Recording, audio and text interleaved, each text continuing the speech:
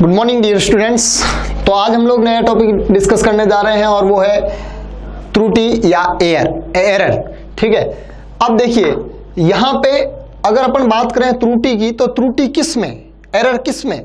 अभी अपन जो topic discuss कर रहे थे वो सारा चल रहा था भौतिक राशियों के मापन से संबंधित। ठीक है, तो अगर अपन मापन की बात करें, किसकी बात करें, मापन की, तो हम लोग किसी भौतिक राशि का मापन कर रहे हैं, उसका मेजरमेंट कर रहे हैं, और उस मेजरमेंट में हम लोग जो वैल्यू नाप रहे हैं, हम लोग जो वैल्यू नाप रहे हैं वो वाली वैल्यू होगी मापित मान।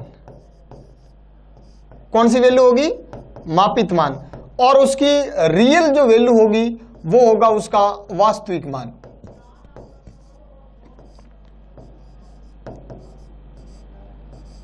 ठीक है, तो वास्तविक मान तो उसका ओरिजिनल मान है, और हमें जो पता लगाना है, हम जो, जैसे मान लो ये आपको अगर ये बोला जाए कि ये मार्कर है वो कितना भारी है, तो आप इसको क्या करोगे, तोलोगे। तोलोगे तो ये आया, मान लो किसी ने इसको तोला और ये आया मान लो 70 ग्राम। कितना आया, 70 ग्राम। किसी और बंदे ने तोला तो ये आया 69 ग्राम। किसी और ने तोला, ये आया 71 ग्राम। ठीक है, थोड़ा थोड़ा वेरिएशन आ रहा है, तो 71 वाला भी उसके हिसाब से सही है, 69 वाला भी उसके हिसाब से सही है, 70 वाला भी उसके हिसाब से सही है। तो फिर रियल में सही कौन सा है भाई। हम लोग बोल रहे हैं कि इस आदमी ने ये मान मापा, इस आदमी ने ये मान मापा, इस आदमी ने ये मान मापा, एक ने 69, एक ने 71, एक ने 70, ये इसका भार बताया, तो हम किसको सही मान लें, और इसका वास्तविक मान फिर कौन बताएगा भाई। हम लोग जो भी नाप के बता रहे हैं वो तो सारे मापित मान है, फिर वास्तविक मान बताने के लिए भगवान थोड़ी आएगा कि नहीं भाई इसका वास्तविक मान 69.2 ग्राम है। तो देखिए हम जो भी वैल्यू नाप रहे हैं वो सारे के सारे मापित मान है, और यह भी श्योर है कि जो मापित मान होते हैं वो डिफरेंट मापने वाले व्यक्तियों के साथ और मापने वाले यंत्रों के साथ हल्का फुल्का परिवर्तित हो जाते हैं। और हल्का फुल्का परिवर्तित हो जाते हैं तो ये एक अनसर्टेनिटी आती है उनके मापित मानों के मध्य, कि ये थोड़ा कम बताता है, वो थोड़ा ज्यादा बताता है, वो थोड़ा कम बताता है, ये थोड़ा और ज्यादा बता देता है, ऐसे। तो त्रुटि क्या है, त्रुटि किसी व्यक्ति द्वारा किसी भौतिक राशि का जो मान मापा जाता है उसका मापित मान उसके वास्तविक मान से कितना भिन्न है, कितना डिफरेंस है, ये डिफरेंस ही त्रुटि है।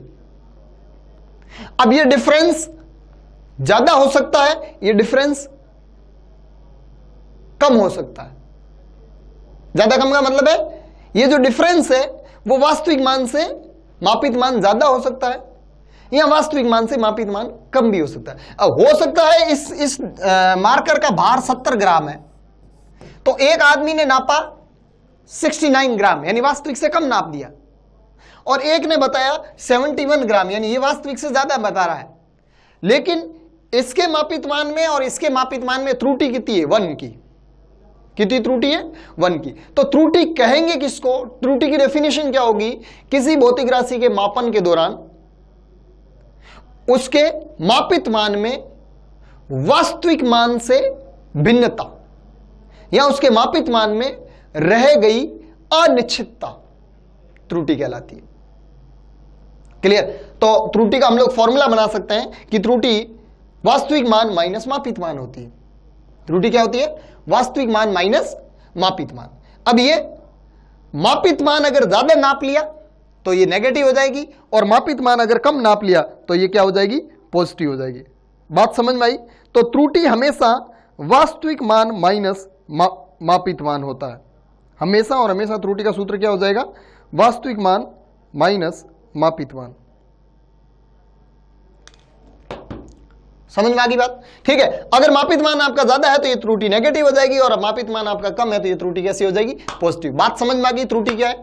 क्लियर? तो यहां से त्रुटि delta A should be equal to वास्तविक मान यानी ए माइनस मापित मान यानी ये ए रियल और मापित मान ए मेजर्ड।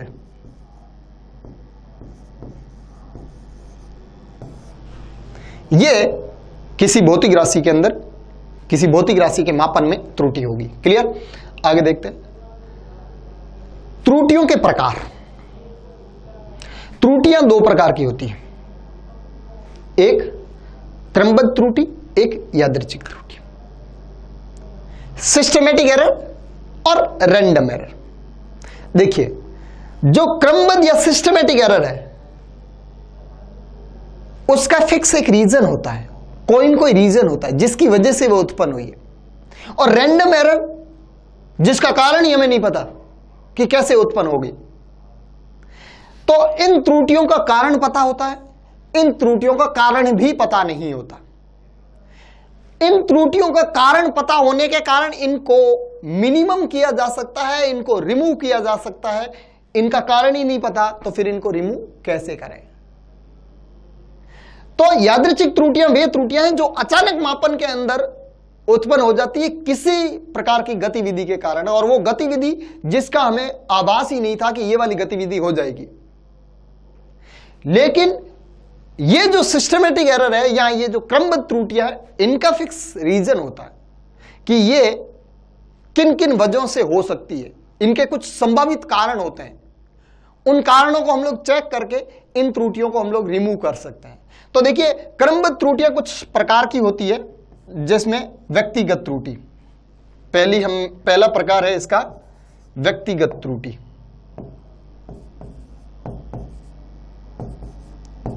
व्यक्तिगत त्रुटि ये इसका पहला प्रकार है।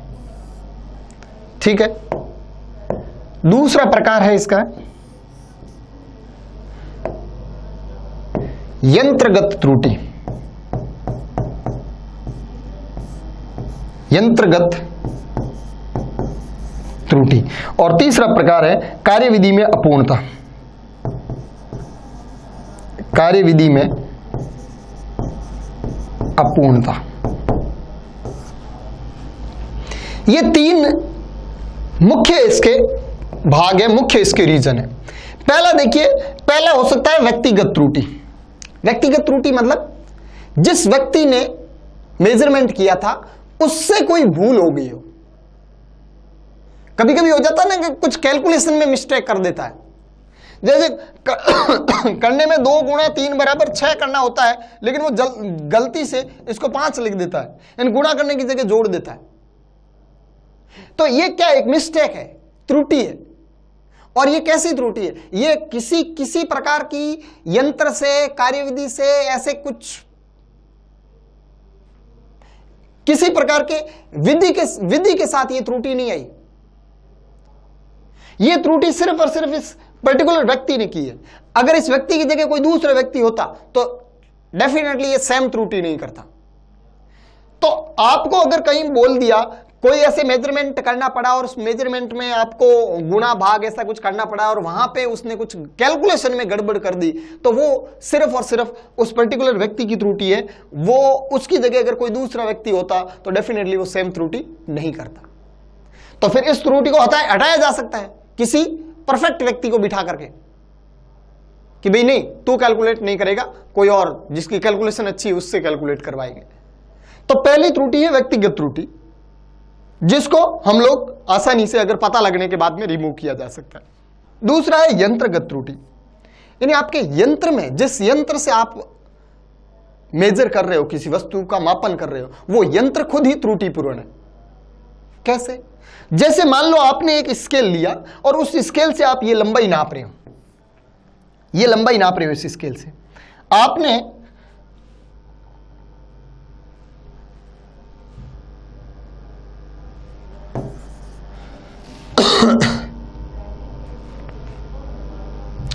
आपने इस स्केल से ये लंबाई नापी, ये आपका स्केल है,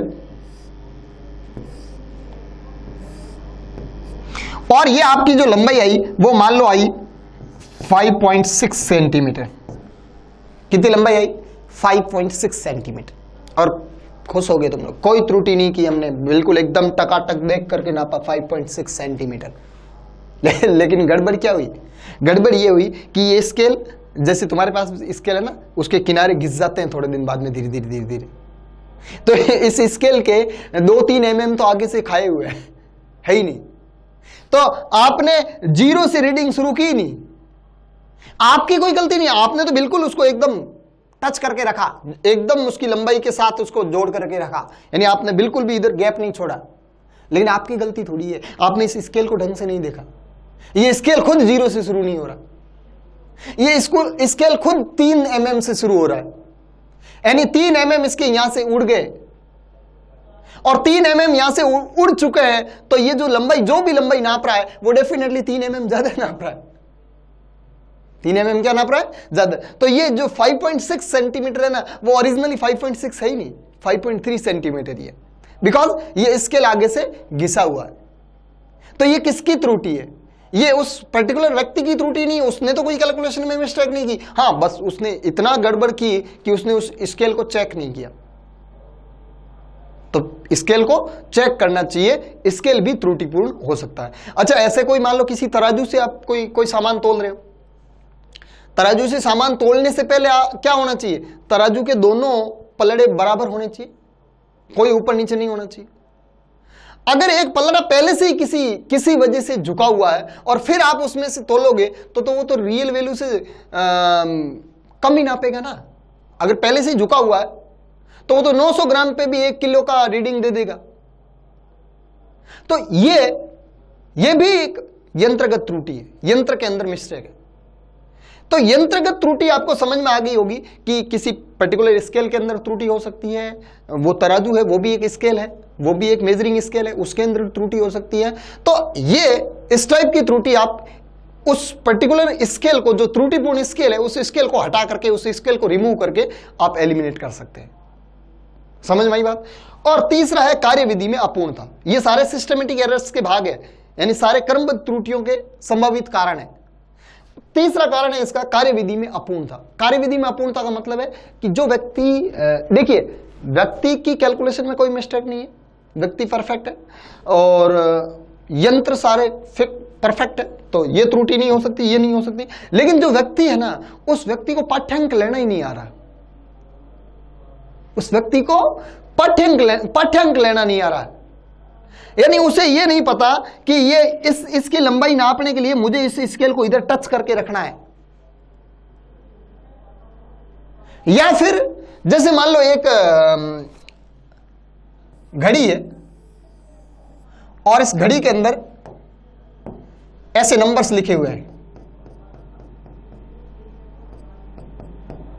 क्या लिखे हुए? ऐसे नंबर्स लिखे हुए, और यहां पे बीच में इसका वो जो कांटा वो ऐसे चल रहा है। आपको पता है, आप अगर इधर से इस कांटे को देखोगे तो कांटा इस 12 से, ये मान लो 12 है, 12 से थोड़ा उधर दिखेगा। यानी आप क्या कहोगे, 12 बज के कुछ ऊपर हो गया टाइम, और आप इधर से इस कांटे को देखोगे तो आपको लगेगा कि ये कांटा 12 से पीछे। मतलब आप, ये घड़ी है, इस घड़ी को आप अगर साइड में से कहीं इधर से या इधर से अगर आप देखते हो तो ये 1-2 सेकंड कम या ज्यादा दिखाता है। तो आपको इसको सही देखने के लिए या इसका सही पाठ्यांक लेने के लिए आपको कैसे देखना पड़ेगा? बिल्कुल ऐसे ऊपर से, तो कांटा बिल्कुल जहां होगा उसके ऊपर ही दिखाई देगा। तो ये कांटा यहां से ऊपर उठा हुआ होता है, जो नंबर्स नीचे लिखे हुए हैं उससे थोड़ा कांटा ऊपर की तरफ होता है, और इस ऊपर की तरफ इस गैप की वजह से आप साइडों में देखते हो तो वो कांटा या तो इधर या फिर इधर है। इसको कहते हैं लंबन। क्लियर? ये मिस्टेक होती है, इस टाइप की मिस्टेक होती है इसके पाठ्यांक लेने में। तो आपको उस समय बिल्कुल ऊपर से रीडिंग लेनी है, एकदम सामने से देखना। ये आप 12th क्लास में गैल्वेनोमीटर और एमीटर में विद्युत धारा का मापन करोगे, उस समय आपको ये बताया जाएगा कि गैल्वेनोमीटर में आपको वहां खाने गिनने पड़ते हैं कि इसमें इतने खाने धारा है, और आपने तो हल्का फुल्का साइड में से देख लिया तो आपका एक खाना कम ज्यादा हो सकता है। कोई कहेगा कि इसमें 32 खाने धारा प्रवाहित हो रही है, कोई कहेगा इसमें सर 31 खाने ही है, 30 खानी है, तो ये गड़बड़ हो जाएगी वहां, ये वहां आपसे त्रुटि हो जाएगी, ये वहां आपकी ये कार्यविधि में अपूर्णता कहलाएगी कि आप कार्यविधि में परफेक्ट हो ही नहीं, आपको प्रैक्टिकल करने का नॉलेज ही नहीं है, आपको पता ही नहीं रीडिंग कैसे ली जाती है। ठीक है, तो ये इस टाइप से त्रुटि हो सकती है, इसको एलिमिनेट कर सकते हैं, हमें पता होगा इसका कि ऐसे नहीं करना है, ऐसे ये आप जब भी रीडिंग लोगे उससे पहले आपको इंस्ट्रक्शन दिए जाएंगे कि आपको ये गलतियां नहीं करनी है, ये बेवकूफियां नहीं करनी है। दूसरा, यंत्रगत त्रुटि, सारे यंत्र चेक करवाए जाएंगे परफेक्ट है क्या, उसके बाद में ही हम लोग उससे किसी भौतिक राशि का मापन करेंगे। और व्यक्तिगत त्रुटि में व्यक्ति को पहले ट्रेंड किया जाएगा कि ऐसे गधापना नहीं करना है, आपको इस टाइप की मिस्टेक आपको नहीं करनी है। क्लियर। फिर नेक्स्ट बात करते हैं यादृच्छिक त्रुटि की। किसकी बात करते हैं? यादृच्छिक त्रुटि। यादृच्छिक त्रुटि एक रैंडम एरर है जिसका पता ही नहीं चलेगा कि ये किसकी वजह से हो गई। जैसे मान लो आप एक तराजू से कुछ तोलना चाह रहे हो, तराजू से कुछ तोलना चाह रहे हो और उसको कार्यविधि में ये सब कुछ तीनों में आप परफेक्ट हो, तराजू बिल्कुल सही है, व्यक्ति बिल्कुल टकाटक, आपको पता है तोला कैसे जाता है, ये भी आपको टकाटक ध्यान है। और आपने जैसे ही उसको तोलना शुरू किया कुछ भूकंप आ गया, मान लो हिल गया, जिस समय आपने पाठ्यांक लिया हल्का सा वाइब्रेशन आया और वो हिल गया, और आपने जिस समय वो पाठ्यांक देखा था उस समय वो हिला हुआ पाठ्यांक देखा और आपने कम या ज्यादा नापा, आपको पता ही नहीं चला भूकंप की वजह से हल्का फुल्का हिला है। हल्की फुल्की हवा की वजह से हिल जाएगा, तब भी आपका थोड़ा बहुत इधर उधर नाप सकता है। आपने देखो सुनार जब कोई मान लो सोना वगैरह तोलता है ना, उसमें तो उसके तो 1 मिलीग्राम कम ज्यादा हो जाए ना, उसकी लंका लुट जाएगी 1 मिलीग्राम में। 1 मिलीग्राम सोना अगर कम ज्यादा किसी को दे दिया, अपन तो 1 मिलीग्राम को कुछ समझते ही नहीं, 1 मिलीग्राम क्या है, कुछ नहीं। ठीक है, तो वहां उसको बहुत ज्यादा एक्यूरेसी रखनी पड़ती है। तो वो आपको पता है कैसे तोलता है, वो तराजू को जो उसका तोलने का यंत्र होता है उसको भी एक कांच की डिब्बी के अंदर बंद रखता है, कांच की पेटी के अंदर बंद रखता है कि हवा का झोंका वगैरह आकर के मेरा ये एक आध मिलीग्राम सोना कम ज्यादा नहीं हो जाए। क्लियर। तो वो प्रयास कर रहे हैं उस प्रकार की त्रुटि को भी एलिमिनेट करने का, लेकिन ये कब होगी, कितनी होगी, इनका अनुमान पहले से नहीं होता, और हो गई उसके बाद में भी हमें ये इसका अनुमान नहीं रहता कि ये त्रुटि हो गई इसमें। हम तो वो जो हमारा जो मापित मान आया हम तो उसको परफेक्ट मान रहे हैं कि ये बिल्कुल सही नापा है हमने, इसमें हमारी गड़बड़ नहीं है, लेकिन फिर भी इसमें अदृश्य त्रुटि रह सकती है उसके अंदर। क्लियर। और इस प्रकार की त्रुटियां हम लोग एलिमिनेट कर सकते हैं। तो ये त्रुटियों के कुछ प्रकार हुए। तो मेजर डिफरेंस क्या है? मेजर डिफरेंस ये है कि क्रमबद्ध त्रुटियां वे त्रुटियां होती है जिनके कारणों का हमें पता होता है और हम उन त्रुटियों को एलिमिनेट करने की पॉसिबिलिटी रखते हैं। उन त्रुटियों को हम लोग हटाने का प्रयास कर सकते हैं या हटा सकते हैं। लेकिन इनमें यादृच्छिक त्रुटियों में हमें कारणों का पता नहीं होता, और कारणों का पता नहीं होने के कारण इन त्रुटियों को हम लोग परफेक्टली यानी पूर्णतः रिमूव नहीं कर सकते, हटा नहीं सकते। क्लियर। आगे बढ़ते हैं और नेक्स्ट डिस्कस कर रहे हैं किसी भौतिक राशि का वास्तविक मान। हाँ, ये मैंने पहले बोला ना कि त्रुटि क्या होती है कि किसी भौतिक राशि का वास्तविक मान से मापित मान कितना भिन्न है, ये भिन्नता त्रुटि कहलाती है।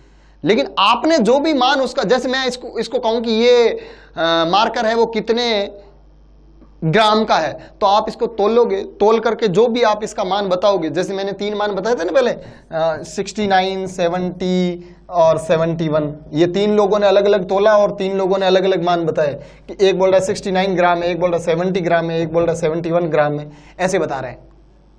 ठीक है, पहले आदमी ने ये बताया, दूसरे ने ये बताया, तीसरे ने ये बताया।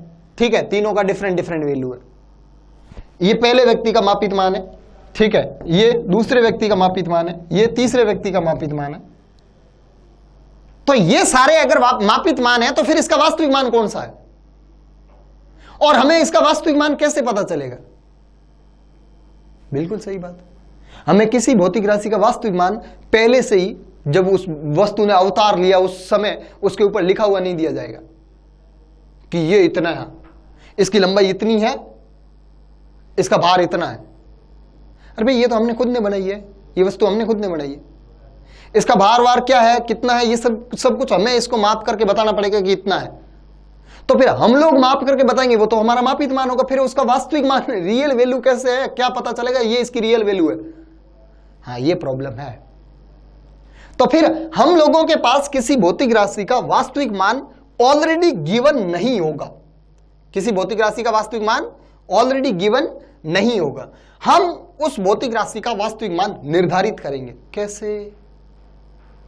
हम उस भौतिक राशि को अलग अलग लोगों से बार बार नपवाएंगे, बार बार उसका मापन किया जाएगा।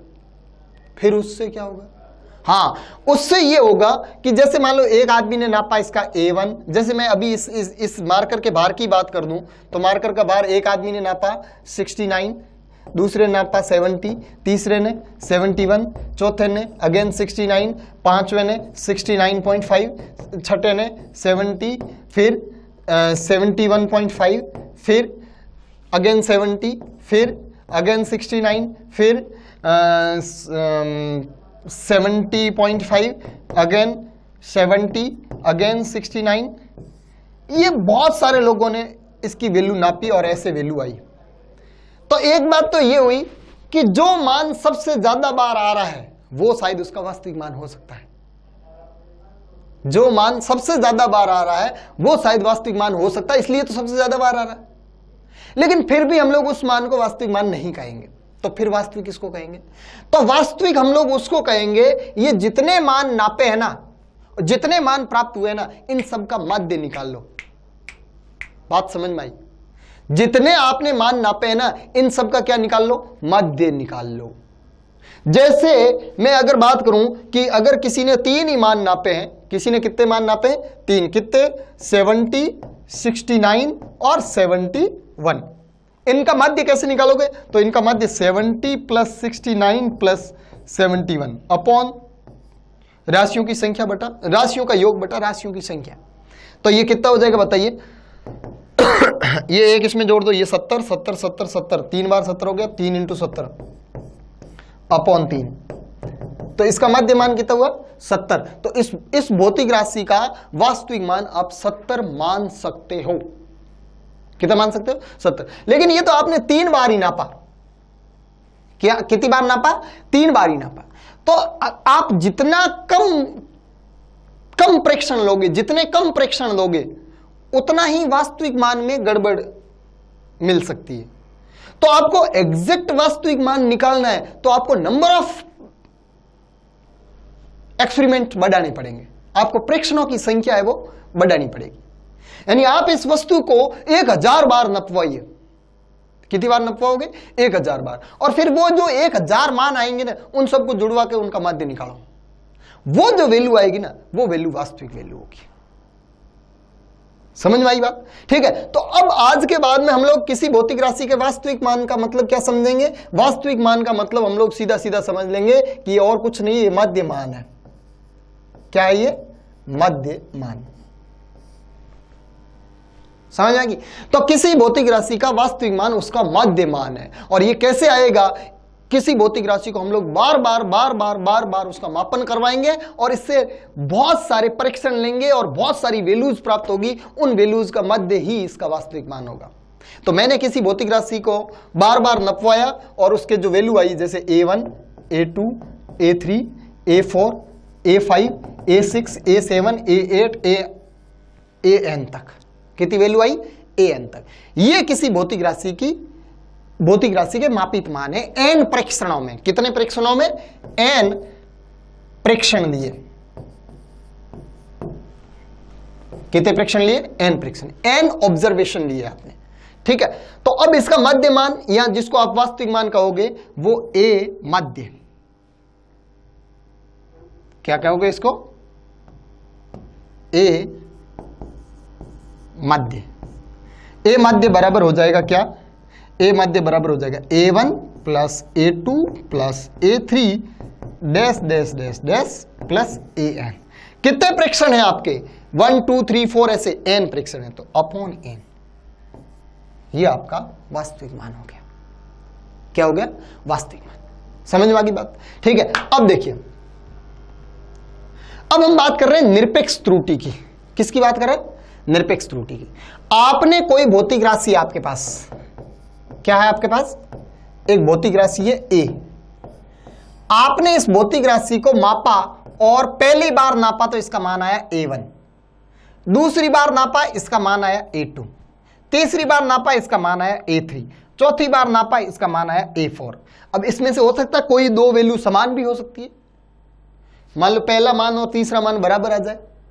और यहां यह हो सकता है चारों बार नापा चारों बार अलग आया, पांचवी बार नापा पांचवी बार भी हो सकता है अलग आया हो, या कोई तीसरा और पांचवा सेम हो सकता है, ऐसा भी हो सकता है। यह आपने एक भौतिक राशि को 5 बार नापा और 5 परीक्षणों में ये 5 वैल्यू आई।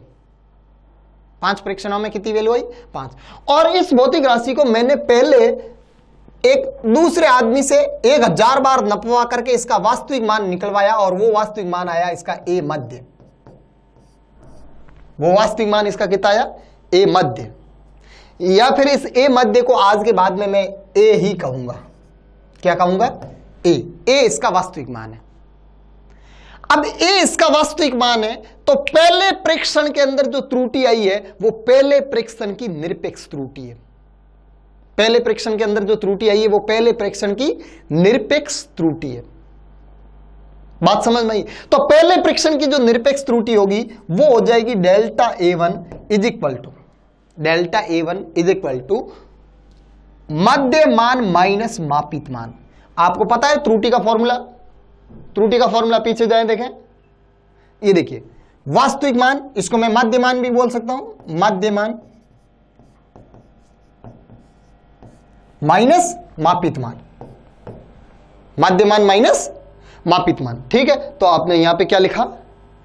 पहले परीक्षण की जो निरपेक्ष त्रुटि है, पहले परीक्षण की निरपेक्ष त्रुटि वो हो जाएगी delta A1 that is equal to इस वस्तु का वास्तविक मान माइनस पहले परीक्षण का मापित मान। अब ये धनात्मक है या ऋणात्मक है ये तो इनकी वैल्यूज पता होने पे ही पता चलेगी। अगर इसकी वैल्यू 2.4 है, इसकी वैल्यू 2.5 है तो ये ऋणात्मक है, और अगर इसकी वैल्यू 2.4 है, इसकी वैल्यू 2.3 है तो ये धनात्मक है। सुन, तो ये वाली निरपेक्ष त्रुटि है वो धनात्मक भी हो सकती है और ऋणात्मक भी हो सकती है। ऐसे ही दूसरे परीक्षण की बात करूं तो दूसरे परीक्षण की जो निरपेक्ष त्रुटि आएगी that is delta A2 is equal to A minus A2। तीसरे परीक्षण की delta A3 is equal to A minus A3। ऐसे ही पांचवा परीक्षण, छठा परीक्षण, nवा परीक्षण ऐसे हो सकता है। तो n अगर मैंने परीक्षण लिए तो delta an that is equal to A minus an। ये nवें परीक्षण की निरपेक्ष त्रुटि है। तो आप जितने परीक्षण लोगे उतनी निरपेक्ष त्रुटियां आपके पास मिलेगी। ठीक है, तो आपको अगर कोई ये पूछे कि इस भौतिक राशि में निरपेक्ष त्रुटि कितनी है तो आपको तो एक वैल्यू बतानी पड़ेगी, और आपने वैल्यू नापी कितनी? 5 बार नापी। आप आत्म संतुष्टि के लिए कि यार ये गलत हो सकती है, ये गलत हो सकती है, ये गलत हो सकती है, और आपको 5 बार अलग मिली तो आप तो बहुत ज्यादा कंफ्यूज हो गए कि कौन सी सही है। तो आप फिर उसकी निरपेक्ष त्रुटि अगर कोई पूछे कि इस भौतिक राशि के मापन में कितनी त्रुटि मिल सकती है तो फिर आपको तो एक वैल्यू बतानी पड़ेगी, और वो वैल्यू कैसे बताओगे? तो आपने जितने परीक्षण लिए उनमें सब में आपने त्रुटियां निकाली, वो सारी की सारी निरपेक्ष त्रुटियां हैं। कौन सी त्रुटियां हैं? निरपेक्ष त्रुटियां। और फिर आप अगर किसी को बताओगे कि इसमें कितनी त्रुटि है, कितनी निरपेक्ष त्रुटि है, तो फिर वो आप उसको मध्य निरपेक्ष त्रुटि बताओगे। कौन सी त्रुटि बताओगे? मध्य निरपेक्ष त्रुटि। तो हमें अब बताने वाली त्रुटि है वो होगी मध्य निरपेक्ष त्रुटि, यानी डेल्टा A मध्य। अब डेल्टा A मध्य कैसे निकालोगे? तो डेल्टा A मध्य आपके पास जितनी निरपेक्ष त्रुटियां मिली है ना उन सब का योग करके जितने परीक्षण लिए उसका भाग दे दो। तो आप योग किसका करोगे? Delta A1 plus. अच्छा, एक और यहां पे दिक्कत हो सकती है कि इन सब की इनमें से कुछ धनात्मक होगी कुछ ऋणात्मक होगी, और इन सब का योग अगर 0 आ गया, इन सब का योग अगर 0 आ गया तो फिर मध्य क्या आ जाएगा? 0। तो इसका मतलब ये हुआ कि इसमें तो त्रुटि है ही नहीं। इसका मतलब क्या हुआ? कि इसमें कोई त्रुटि है ही नहीं। इसलिए वो योग 0 नहीं आए, इसलिए यहां पे जो भी वैल्यू धनात्मक ऋणात्मक आएगी उनको धनात्मक लेकर के जोड़ना है। धनात्मक मतलब उनका मोड लेकर के, जैसे delta A1 plus delta A2, ऐसे delta A3, delta A4, delta AN upon n। ये उस पर्टिकुलर भौतिक राशि की निरपेक्ष त्रुटि होगी।